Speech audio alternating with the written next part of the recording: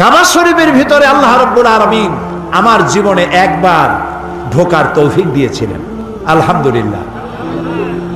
আমার চোখের সামনে অনেক রাজা বাদশা আমার চোখের সামনে ঢুকছে, জীবনে বহুবার আল্লাহ নিয়েছেন। বাইরে দাঁড়াই এতিমের মতো কাঁদছি যে আল্লাহ এই ঘরটার মধ্যে যদি একবার ঢুকতে পারতাম। কুয়েত এবং ইরাকে যেবার যুদ্ধ বাঁধলো, সেই যুদ্ধের মীমাংসা বৈঠক আহ্বান করলেন বাদশা ফাহাদ। তাতে পৃথিবী থেকে 400 মেহমানদেরকে দাওয়াত দিলেন মীমাংসা বৈঠকে। কেমনে কেমনে আমার মতো একটা ভাঙ্গা ছেঁড়া মানুষও দাওয়াত পাইল। আমি তখন যখন প্লেনে উঠেছি, তখন আমার মনের মধ্যে একটা চিন্তা হলো, সারা জীবন যে আশাটা করতেছিলাম আল্লাহ যদি এইবার এটা পুরো করতেন। আমাদেরকে হোটেলে নিয়ে জায়গা দেওয়া হলো।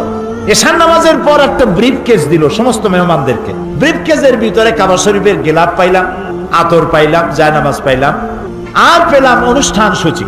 অনুষ্ঠান সূচিতে লেখা 3 দিনের সমাপনী দিবস, 3 দিন কনফারেন্সের শেষ দিন, ওটা বৃহস্পতিবার দিবাগত রাত।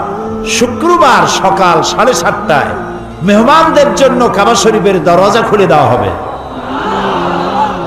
আমি তো পড়িয়া আমার চোখে তখন পানি এসে গেছে। বৃহস্পতিবার রাত্রে সকালের অপেক্ষা আর করি নাই, গোসল করে নতুন কাপড় চোপড় পরে সারা রাত তাওয়াফ করেছি, নামাজ পড়েছি, সকালের অপেক্ষা করেছি। ফজরের নামাজের পরই আর্মি এসে ঘিরে ফেলেছে কাবা শরীফ। যারা ভেতরে তাওয়াফ করতেছিল তারা বেরিয়ে গেল। মাতাফের কিছু জায়গা তারা আটকে ফেললো, বাইরের থেকে তাওয়াফ হবে। কাবা শরীফের পাশটা খালি। প্লেনে ওঠার মতো বিরাট সিঁড়ি এসে হাজির হয়ে গেল। আমি তো সারা রাত থেকে তৈরি, আমার চিন্তা আমি আগে উঠবো, কিন্তু পারলাম না। তৎকালীন আজাদ কাশ্মীরের প্রেসিডেন্ট সর্দার আব্দুল কাইয়ুম উঠে পড়লেন আগে। 2 নম্বরে উঠলেন রাশিয়া এবং আফগানের যুদ্ধের নেতৃত্ব দিয়েছিলেন আব্দুর রব আস-সাইয়াফ আর-রাসূল। তিনি আফগান মুক্তিযুদ্ধের সর্বাধিনায়ক, তিনি উঠলেন।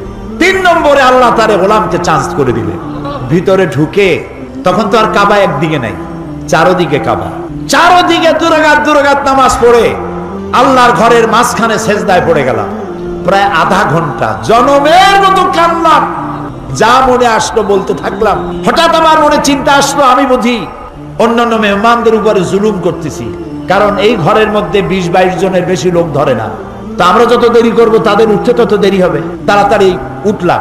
আমি দাঁড়িয়ে দেখি আমার পাশে দাঁড়ানো রাজশাহী বিশ্ববিদ্যালয়ের প্রাক্তন ভাইস চ্যান্সেলর মরহুম ডক্টর M.A. বারী। বুড়া মানুষ, সাদা দাড়ি, চোখ দিয়া বদনার নালের মতো পানি পড়ছে, দাড়ি ভিজে ভিজে পড়ছে। আমাকে আঙ্গুল দিয়ে দেখালেন কাবার দরজার দিকে।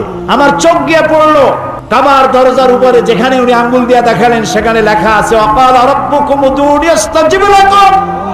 তোমার রব তোমাকে বলছে আমারে ডাকো, আমি ডাকের সাড়া দেব। আমি আবারও কাঁদলাম, আল্লাহ আমার কাম আমি করছি, এবার জবাব দেওয়ার মালিক তো তুমি। আল্লাহুম্মা লা তারুদ্দানা খাইবিন। ওর নিচেই দেখি লেখা সূরা কুরাইশ, ফালিয়াবুদু, পুরা সূরা লেখা ফালিয়াবুদু রাব্বা হাযাল বাইত। আমার কাছে মনে হলো যেন আল্লাহ তাআলা কুরাইশদের হাত ধরে বলতেছেন, বেটারা ক্ষুধার সময় যদি খাবার চাও আর ভীতির সময় যদি নিরাপত্তা চাও, ফালিয়াবুদু রাব্বা হাযাল বাইত, এই ঘরের মালিকের ইবাদত কর। কোন ঘর? বাইতুল্লাহ।